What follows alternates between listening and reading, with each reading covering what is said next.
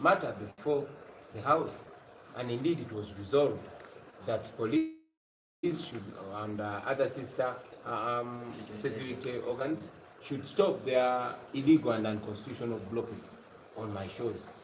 And as you all know, the police and the military disrespected the resolution of the parliament. Now, I was doing that well aware that we're living under a dictatorship. But picking a leaf from our leaders, particularly Dr. Besigye, who they have arrested so many times and failed to convict, I encourage myself and my friends to work within the law, to make sure we never break the law and leave the regime to break the law. Now, once again, I wrote to the police more than 2 months ago, informing them of my concert.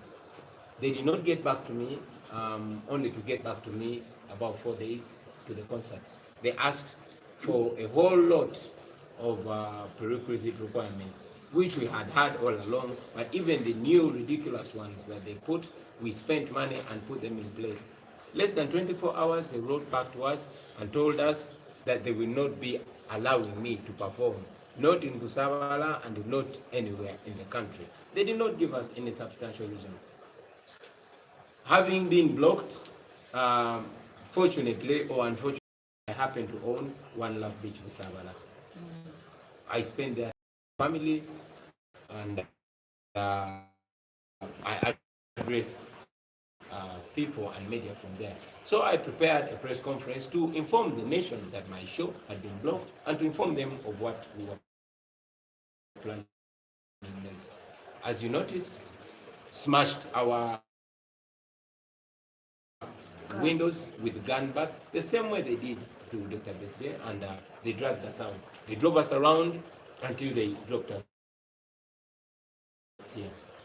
I was able to communicate to the nation, and I told the nation what we were planning next. I told the nation that having resorted to all constitutional means and were blocked, we were still strongly believing in the law. So we resolved, and I repeat, we resolved to take yet another legal and constitutional.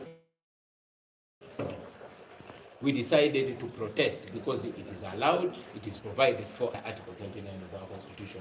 However, we also wanted to do that under the Public Order Management Act, even if we don't believe in it, even if we believe the Public Order Management Act is unconstitutional. We know that it is the law of the land, and the court has not pronounced itself about it. So I wrote to the police, informing them of our intention to protest against police brutality, against the injustice that is being melted out to us, because our fellow artists are doing their work. We are not doing our work. I'm not the only musician who is in politics. As a matter of fact, I'm not the only musician who is in parliament, but other musicians are free, and the Public Order Management Act is wrongly cited on me, and even when it is cited, it is not followed to the T. So we decided that we are going to protest. I wrote to the police, I wanted to deliver the letter personally. I was blocked from the gate, and that is when I was informed that I'm under house arrest. And indeed, since then, the police and military has continued to deploy around my fence and around the entire village. So I sent my lawyer and my colleague members of parliament, Honorable Zake and Honorable Mwanga Chivumbi, to deliver the letter to the police headquarters. What? They were also blocked, and the police refused to receive the letter. Thank you, Mama. So the police refused to receive the letter. Like enough, even under the Public Order Management Act, we are not supposed to ask for permission, because that permission we have already. Only required to inform the police, which we did. And I want to inform the country that we are going to go ahead to protest wherever we are. The regime may think they're blocking me, but I'm only one person. We are more than 40 million Ugandans out there. So even when they block me, they cannot block the energy that is out there. So that is where we are. I've been saying it before, and I continue to say it, that we are law-abiding people. We know that, it is no secret. We want to remove President Museveni from State House. He's used up and now he's useless. His future is already behind him and is spoiling our future days. He has completely corrupted the country and he has lost his legitimacy. However, we know that the constitutional and legal way to remove a president is by democratically voting him out. We know that we have that ability. We know that in the past, President Museveni has blatantly rigged elections. We know that Dr. Besigye has beaten him at least twice, but he has rigged the election. But again, we also know that we have not in the past united enough like we must unite. And yes, we know that we have not prepared our people enough like we have been preparing them. And that is why we have been openly calling upon all Ugandans to register as voters, because we want to overwhelm President Museveni and his cabal. Because he knows what we're talking about is possible. He has not only tried to divide us, but he has also tried to illegally stop us from sending this message to the people out there. You have seen his police breaking into radio stations illegally and dragging Dr. Kizza Besigye out because he's so scared of the message that Dr. Besigye is giving out. You have seen him disrupt the events organized by the Democratic Party, especially where I'm invited, because he's so scared of that message. And indeed, he's scared of the music that I sing because he knows that music reaches out to so many people, especially the young people. Now, he is trying to frustrate the democratic process of kicking him out. However, as our constitution says, power belongs to kick Museveni out. That is our main goal, all of us.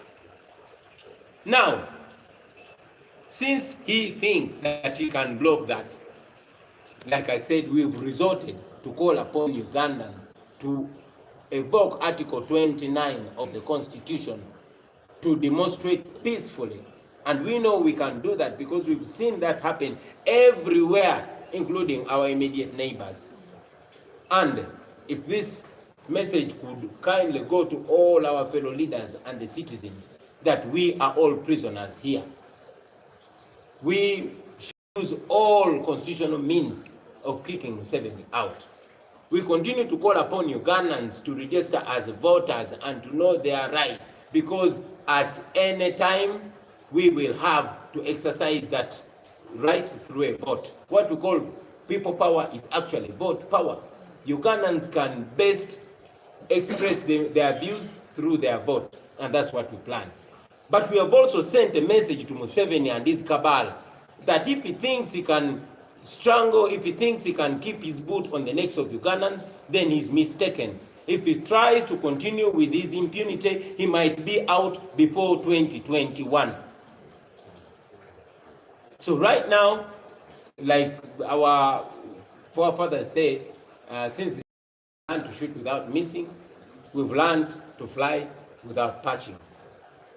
So we call upon all colleagues to do whatever in their means to see that we rid ourselves of this impunity. We are going to continue to call for protests against the injustice, against the police brutality, against misuse of authority, and against dictatorship.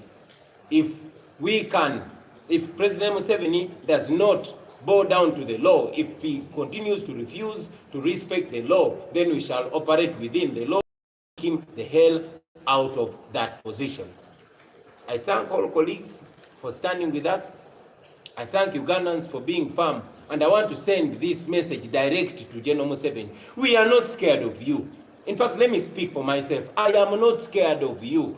You might stop my businesses, you might arrest me, you might even kill me, but I have nothing to lose, okay? I am not free. Nothing makes sense if I don't have my freedom. So, Mister, I am not scared of you, and Ugandans are not scared of you. We shall overcome. You cannot kill all of us. I thank you, and Madam Law, I thank you very much. Please deliver my warmest greetings to Dr. Kizza Besigye and all the friends and brothers and sisters in the FDC. I thank my brothers in a special way, Honorable Nsamba, Honorable Tinka Semile, and all the brothers in the NRM. We are all in this country belongs to all of us. It's our country. We are family. We are each other's brothers, sisters, cousins, and everything. What is wrong must be pronounced as wrong, and what is right must be pronounced as right. That is the kind of country we want to live in. I thank you, and that will be the end of my submission. Thank you. Thank you very much. Before you lead the prayer.